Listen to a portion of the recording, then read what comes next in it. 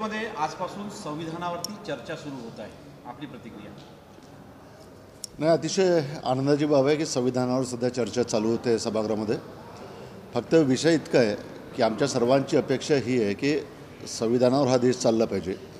आणि मागची जी लोकसभेची जी निवडणूक या देशामध्ये आम्ही लढलो, या देशाच्या लोकसभेच्या निवडणुकीमध्ये जो अतिशय महत्त्वाचा मुद्दा आमचा जो होता तो संविधानाच्या संदर्भामध्ये होता.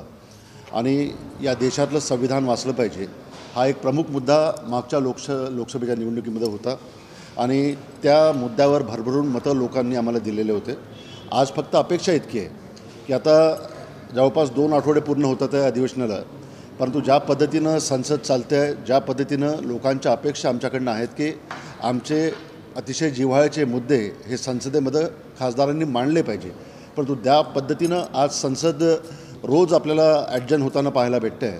ती मला तरी वाटतं की अतिशय शोकांतिक आहे देशाच्या दृष्टीनं, सर्व मतदारांच्या दृष्टीनं. त्यामुळे माझी इतकी अपेक्षा राहील की संविधानावर चर्चा होत असताना प्रत्येक माननीय सांसदला, माननीय खासदारांना त्याच्या भावना व्यक्त करण्याची संधी या चर्चेच्या माध्यमातून मिळावी, इतकीच एक माफक अपेक्षा आहे. सर, काल शरद पवार आणि अमित शहा आणि अदानी यांची भेट झाल्याची चर्चा आहे, तसे वृत्त देखील आहे.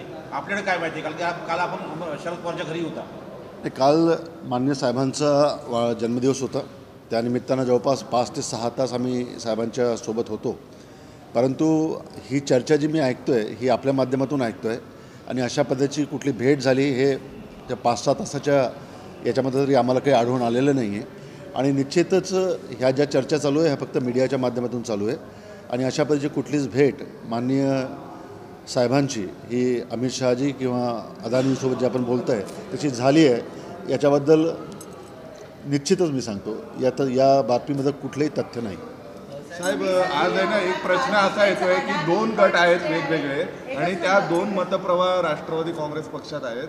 आणि त्यापैकी एक जो मतप्रवाह आहे त्याचं म्हणणं आहे की भाजपसोबत गेलं पाहिजे, दुसऱ्याचं म्हणणं आहे की अजित पवारांसोबत गेलं पाहिजे. एक बातमी अशी येते की काही खासदार तुमचे नॉट रिचेबल झालेत.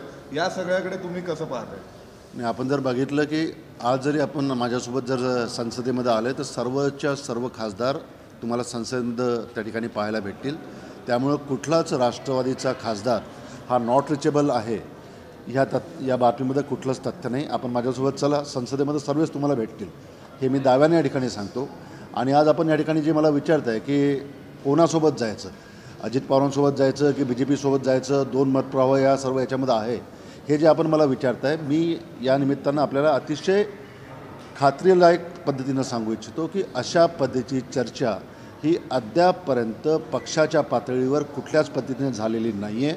आणि राष्ट्रवादी काँग्रेस पक्षाचे नेते हे माननीय शरदचंद्र पवारसाहेब आहे आणि आमचा गट आणि तट हे दोन्ही म्हणजे शरद पवारसाहेब आहे. आणि शरद पवारसाहेब जेव्हा जो निर्णय घेतील तेव्हा आम्ही पुढची दिशा आम्ही त्या निमित्तानं ठरवू. परंतु आज पवारसाहेबांच्या माध्यमातून काळी साहेबांची भेट झाली, रोज साहेबांची भेट होत आहे, परंतु इतक्या भेटीच्या माध्यमातून एकहीदा पवारसाहेबांनी या प्रश्नाच्याबद्दल आमच्या 8 पैकी एकाही खासदाराला विचारणा केलेली नाही आहे. जेव्हा साहेबांनीच विचारणा केली नाही आहे तर या बातमीमध्ये काही तथ्य आहे असं मला वाटत नाही. त्यामुळं ज्या पद्धतीनं मीडियाच्या माध्यमातून ह्या सर्व बातम्या या मतदारसंघामध्ये आता स्प्रेड होतात आहे, माझी इतकी अपेक्षा राहील की या सर्व बातम्यांमुळं आमच्या क्रेडिबिलिटीवर, आमच्या विश्वसनीयतेवर सुद्धा कुठेतरी प्रश्नार्थक चिन्ह हे मतदारसंघामध्ये लागतात आहे. त्यामुळं मीडियालासुद्धा मी इतकी एक विनंती करतो की या सर्व बातम्या ह्या अतिशय तपासून आपण द्याव्या, ही नम्र विनंती माझी राहील. चर्चा झाली आहे, 1 तासाची चर्चा होती. अडाणी आणि शरद पवार आणि त्याच्यात खासदारही कुठे ना कुठे सहभाग होते. नाही, अडाणी आणि शरद पवार यांच्यामध्ये कोणतीही मीटिंग काल नाही झाली आहे. लोकल पोल्सच्या संदर्भात अदानींचा काय संबंध आहे? धारावी प्रोजेक्ट आहे सर, त्याच्यात अडाणी यांचं नाव येत आहे. त्यालाच घेऊन संसद पण इतकं नाही, आम्ही जितक्या वेळ माननीय साहेबांसोबत काल होतो, जवळपास 6 ते 7 तास जवळपास आम्ही साहेबांच्या घरी होतो. आणि साहेबांसोबत सुप्रियाताई सर्व आम्ही त्या ठिकाणी होतो, महाराष्ट्रातले अनेक नेते त्या ठिकाणी आले होते. परंतु 7 तासाच्या आमच्या तिथल्या सहवासामध्ये अशा पद्धतीची साहेबांची भेट अदानींसोबत झाली हे जे आपण या ठिकाणी बोलतो आहे या बातमीमध्ये कुठलंही तथ्य नाही आहे. हे अतिशय खात्रीलायकरित्या मी या ठिकाणी आपल्याला सांगतो.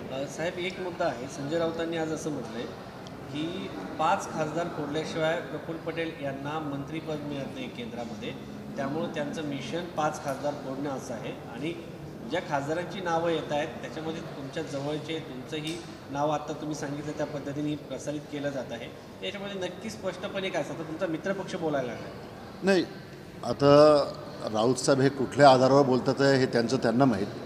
आता शिवसेनेपेक्षा जर त्यांना जास्त माहिती राष्ट्रवादीची असेल तर हे खरं म्हणजे एक चिंतनाचा विषय आहे. परंतु या निमित्तानं मी आपल्याला सांगू इच्छितो की स्वतः अजित पवार गटांकडनं किंवा अजित पवारांच्या राष्ट्रवादीकडनं सुद्धा अशा पद्धतीचं कुठलंच प्रपोजल हे आमच्यापैकी कुठल्याही खासदाराला अद्यापपर्यंत आलेलं नाही. जर त्यांना आमच्यासोबत संपर्क करायचा आहे, त्यांना जर आम्हाला त्यांच्यासोबत घ्यायचं आहे तर त्यांच्याकडनं काहीतरी सुरुवात तरी व्हायला पाहिजे ना. पण तशी सुरुवातसुद्धा झाली नाही. त्यांनीसुद्धा आमच्यापैकी एकाही खासदाराला अशा पद्धतीचा त्यांनी प्रस्ताव दिलेला नाही किंवा ते अप्रोच झालेले नाही.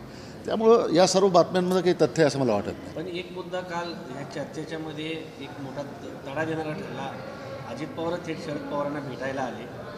नाही, ते आता त्यांचे घरगुती संबंध आहे, कौटुंबिक संबंध आहेत आणि राजकारणाच्या जागी आहे, नातेसंबंध जागी आहे. साहेबांचा 85वा वाढदिवस होता, त्यानिमित्तानं त्यांना त्यांचे आशीर्वाद घेण्याकरता यावेळेस असं वाटतं नाही. आता हा जो निर्णय हा माननीय शरद पवार साहेब घेतील आणि पक्षाचा प्रत्येक महत्त्वाचा निर्णय हे पवारसाहेब घेतील आणि पवारसाहेब जो निर्णय घेतील आता त्या संदर्भामध्ये आमच्या 8 लोकांची एक वाक्यता राहील. देश विदेशातील प्रत्येक घडामोडींचे लाईव्ह अपडेट मिळवण्यासाठी आता साम टीव्हीच्या सर्व सोशल मीडिया प्लॅटफॉर्मला लाईक, फॉलो आणि सबस्क्राईब करा. तसंच सर्व नोटिफिकेशनसाठी बेल आयकॉन प्रेस करायला विसरू नका.